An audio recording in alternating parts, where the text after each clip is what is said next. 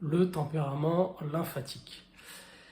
Je rappelle que les tempéraments viennent d'Hippocrate, considéré comme le père de la médecine grecque, qui avait établi 4 types de tempéraments, donc le sanguin, le bilieux ou le colérique, le lymphatique et le mélancolique qu'on appelle aussi le nerveux. Aujourd'hui on va parler du lymphatique.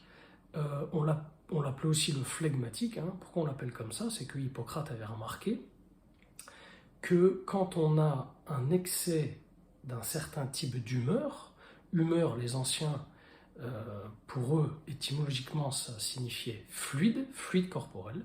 Donc quand on avait un excès d'un certain fluide, dans le cas du flegmatique, c'est l'excès de flegme ou de lymphe, ça produisait un certain type de comportement, donc au niveau psychique, c'est pour ça qu'on dit être de telle ou de telle humeur, mais aussi ça produisait des caractéristiques physiques et physiologiques. Donc on va voir qu'est-ce qui caractérise quelqu'un qui a une prédominance d'humeur lymphe, qu'on appelle un lymphatique.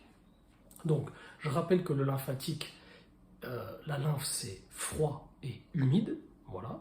Donc je vous renvoie à la vidéo sur l'origine des tempéraments, où est-ce qu'on parle des principes qui ont donné lieu au tempérament pour bien tout comprendre. Donc c'est un tempérament de type eau, donc froid et humide, et au niveau des traits physiques, le lymphatique, ça va être une constitution déjà un petit peu plus ronde que le bilieux ou que le mélancolique. C'est quelqu'un qui va avoir une musculature déjà un petit peu plus molle et il va avoir tendance à transformer son muscle plutôt à stocker de la graisse. Voilà, déjà une silhouette au niveau du visage, il est déjà un petit peu plus rond. Les formes sont moins anguleuses. On le remarque, le lymphatique, surtout à son regard, qui a tendance à être un petit peu vague, un peu sans expression. Voilà, il a un regard un peu apathique. On dirait qu'il n'y a rien qui le touche. Voilà. Ça, il peut avoir des yeux en amande, des yeux assez ronds, mais tendance, voilà, il a un peu plat, pas trop d'expression. Au niveau de ses traits psychiques, donc il partage avec le mélancolique ce côté froid, donc c'est plutôt quelqu'un qui est introverti. Il va difficilement vers les autres, bien qu'il aime passer du temps avec ses amis et ses proches. Il se sent à l'aise avec des gens qu'il connaît bien, mais il a du mal à faire des rencontres. C'est pas quelqu'un qui va aller vers les autres très facilement. C'est un type qui est plutôt émotionnel, instinctif, comparé aux bilieux ou aux nerveux qui sont plutôt analytiques, logiques, cérébraux. Là, on est plutôt dans l'émotivité. Son état d'esprit, le lymphatique, c'est un tempérament qui a tendance à être plutôt calme, posé, il est assez stable, il est patient, c'est quelqu'un qui est dans la réception, qui est à l'écoute. C'est quelqu'un qui a tendance à aimer l'humain, à être dans l'aide à la personne. Il aime bien avoir une vie assez rangée, assez paisible, tranquille. Il aime bien passer beaucoup de temps avec ses amis, mais il aime bien avoir ces moments de solitude un petit peu tranquille. Et d'ailleurs, c'est pas quelqu'un qui aime multiplier les tâches. Il suffit qu'il trouve sa voie, il peut rester toute sa vie dans le même domaine professionnel, par exemple. Même au niveau relationnel, c'est quelqu'un qui a tendance à faire les choses dans la durée. Il est très persévérant, patient dans ce qu'il fait une fois qu'il a trouvé. Dans ses déséquilibres, le lymphatique, c'est quelqu'un qui a tendance à être dépendant affectivement, parce que c'est quelqu'un qui est sensible émotionnellement, et il a souvent besoin d'être stimulé, voire même bousculé pour agir, et donc il a tendance à procrastiner, il a tendance à remettre les choses au lendemain et à vouloir qu'on agisse à sa place. Et ça le touche émotionnellement, parfois il demande conseil, il est influençable, et voilà, il ne sait pas trop des fois, et quand il n'arrive pas à agir, il se plaint si les choses ne sont pas faites, et quand il demande conseil, qu'on lui amène une solution, des fois ça ne va pas non plus, et il est dans sa boucle infernale de rester coincé dans son problème et ne pas arriver à agir. Voilà, ça c'est un peu le le lymphatique. Et puis il a tendance à facilement, quand il est, quand ça va pas bien, il a tendance à s'isoler, à bouder, à pleurer. Il pleure facilement, surtout si, s'il est très sensible émotionnellement. Et il a tendance à bouder, il a tendance même, voire même à crier. Voilà, il est quand même très émotif. Il a un mode réactionnel qui est différé. Ça veut dire que quand il y a quelque chose qui ne lui plaît pas, qu'il a peur, qu'il est agressé, qu'il est blessé, c'est comme c'est le froid qui prédomine, ça ne va pas sortir de suite. Il va le dire que plus tard. Il n'a pas les mots sur le coup, il a l'impression de laisser couler, un peu comme le nerveux, alors qu'il peut être touché. Hein. La différence, c'est que comme lui, il y a l'humidité qui prédomine, ça va assez vite passer. Tandis que le bilieux ou le nerveux, ça va durer, ils peuvent être très très rancuniers et jamais oubliés. Le lymphatique, lui, va dire, bon, je ne vais pas me rendre malade pour ça, je passe à autre chose. Voilà au niveau de son mode réactionnel. Au niveau de la physiologie, donc c'est quelqu'un qui a une énergie qui est assez lente, plutôt faible. Il a besoin d'être stimulé, il a besoin d'être bousculé pour s'y mettre.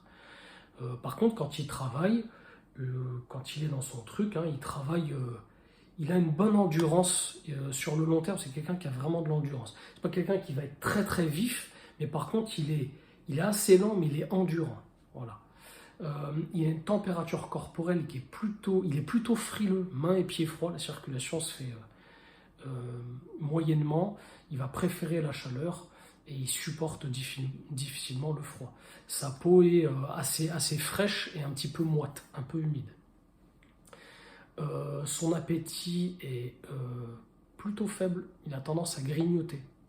Et d'ailleurs, les petits grignotages lui font prendre du poids assez facilement. Ça, c'est souvent, je plaisante un petit peu avec ça, mais quand on a affaire à un lymphatique pur, il regarde un paquet de gâteaux, il a déjà pris 1 kilo. J'abuse un petit peu, mais c'est un peu ça. Alors que le nerveux, il va pouvoir en manger, il ne prendra pas 1 gramme. Voilà au niveau de son appétit, sa capacité digestive est donc assez moyenne. Il a facilement des soucis digestifs. Il a un sommeil qui est lourd, qui est long, le lymphatique. Il a tendance à être... s'il ne travaille pas le lendemain, il peut dormir très longtemps, excessivement. Il n'est pas du matin, il a un peu de mal à se réveiller. Là où c'est le froid qui prédomine et l'humidité, chez le nerveux, il y a ce côté, il peut dormir longtemps aussi parce qu'il ne dort pas bien, mais il se réveille, il est agité dans la nuit, alors que le lymphatique, lui, il dort, c'est difficile de le réveiller, il a un sommeil très lourd. Mais moyennement récupérateur, il a besoin de dormir très longtemps. Voilà. Et au niveau de ses tendances pathologiques, donc, il y a des fragilités, cette espèce d'humeur lymphe, ça provoque quoi? Un excès d'eau, c'est un type O. Donc, c'est avec tout ce qui va être les maladies métaboliques, le diabète, les maladies de la nutrition, c'est-à-dire la prise de poids, l'obésité, la rétention d'eau, il peut faire aussi quelques maladies hormonales, des kystes, des choses comme ça. Ça va être vraiment là que ça va se porter les fragilités du lymphatique. Voilà une petite présentation générale du lymphatique. Bien sûr, là, on parle d'un type qui serait vraiment pur, hein, c'est-à-dire un lymphatique pur. Il y en a moins des types purs que des types mixtes. Hein. La plupart du temps, on peut se retrouver, par exemple, au niveau psychique, comme un lymphatique, mais avoir plutôt des caractéristiques physiques d'un bilieux ou d'un nerveux. C'est très possible, c'est très possible. Mais c'est pour vous présenter la logique de l'énergie vitale.